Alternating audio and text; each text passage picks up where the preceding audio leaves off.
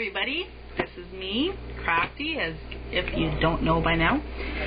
But who knows, there could be some new people out there viewing and wondering who the hell is this person. I'm just me. But anyway, this video is going to be part 1, because I can't cram it into all 10 minutes. Part 1 of making a stone elixir, or making an elixir out of gemstones or crystals and whatnot, okay?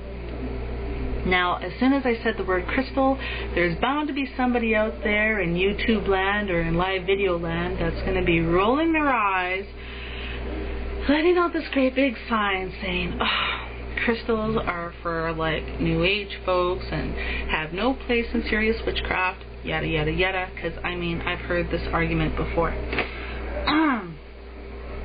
That being said, my response to people in that regard would be, perhaps you don't fully understand the history that humans have had with stones, with these forms of minerals. You know, humankind, since going back to caveman days, have had a very close relationship with stones, gemstones, crystals, whatever you want to call them. Of course, there's different categories. I'm just, talking vague here. And this can be seen. We've, in prehistoric times, we've used them as tools. We've used them to help us hunt. We've used them to crush food. We've used them to grind other rocks and added that powder to animal fat that we would then use to paint our bodies with. We used it to create a form of dye that we would paint on cave walls. We've used stones to help us with cooking. We've used it as weapons. We've used stone to help create fire. We've had a very, very long history as humans with stones. And some people have more reverence for them than others. And as time progressed and as time went on and as humans, continued to learn and to evolve and to grow, our understanding of these stones and their qualities and attributes became more and more apparent. And we can see this in history, in legends, and folklore about magical stones, gemstones with special types of properties, special abilities, magical powers, all kinds of things. I mean, and we can find this in folklore, and we can find this in history. There's legends about, wearing an emerald.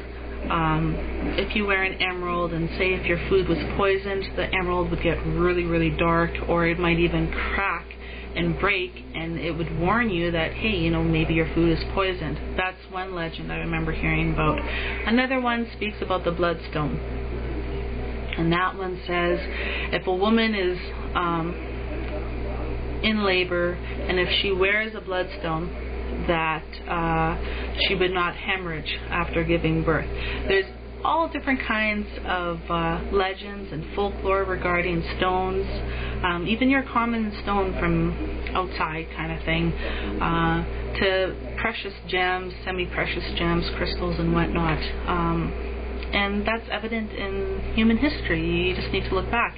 Even nowadays in modern times, you can walk into any jewelry store, and what are you going to find? You're going to find, birthstones. And birthstones are very watered down, a very watered down, reminiscent of our history type of thing, in a modern day form, I guess you can say. I totally did not word that right. But, you can walk into whatever jewelry store, and you can ask for birthstones or whatnot. And I mean, they have birthstones for every month of the year. And usually, people will go and they'll buy this stuff, and they don't really stop to consider the history behind it. Why are stones Why do they rule over certain months? They don't stop to consider what the historical attributes regards to magic and yada yada yada are regarding to people that are born under that month, that type of thing. I mean, to them it's just a birthstone, you know. But if they research it a little, they'll realize, hey, there's a very long and rich history here, and a lot of it was very mystical and magical. And so that's just one way our very ancient history with stones has kind of survived in this day and age, albeit it's not as sacred as it once was. Now, with regards to the whole New Age movement, you know, and it was like this reawakening with certain people that, hey, these stones, these gems and crystals, they do have energies, they do have these attributes that we can tap into, and they, you know, they brought this popularity to the stone people once again. So there were certain people in the pagan community that, you know, perhaps didn't work with them prior to this. Then they saw the New Agey folks come along, you know, and everybody's wearing their crystals and whatever. And, you know, some of the other pagan folk kind of rolled their eyes and, oh, that's fluffy bunny stuff, and started judging and looking down their noses at it. But if you really stopped and realized human history has had a very long relationship with stones, and with realizing that, you know, a long time ago people already realized certain stones had certain energies about them that you can tap into, and people did do that. They did work with stones. They did utilize those energies, and, you know, that spanned the globe. So it's not restricted to New Age usage.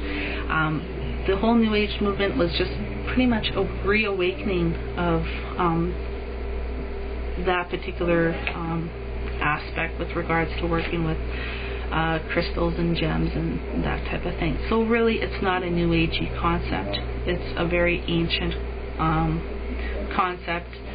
It's something that's been around for a very long time, and it's not New Agey at all, really.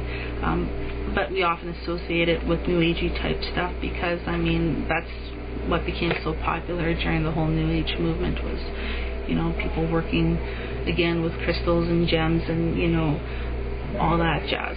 But really, it's not restricted to that. It predates that by thousands of years. So that's my spiel on that. So I just wanted to get that cleared up right away, because if I didn't, and who knows, maybe even now, there's going to be somebody out there who is going to want to jump down my throat and totally disagree with me. And you know what? You can have whatever opinion you want. And if you totally disagree with me, that's fine.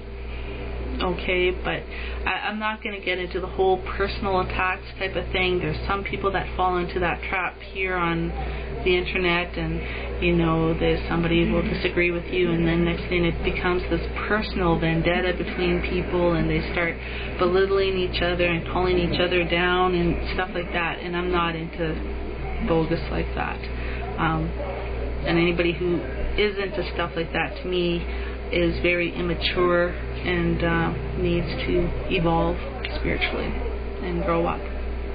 That's my humble opinion. So this was part 1. Now I gotta make part 2. Much love to everybody, and I'll see you like in a couple seconds. Ciao.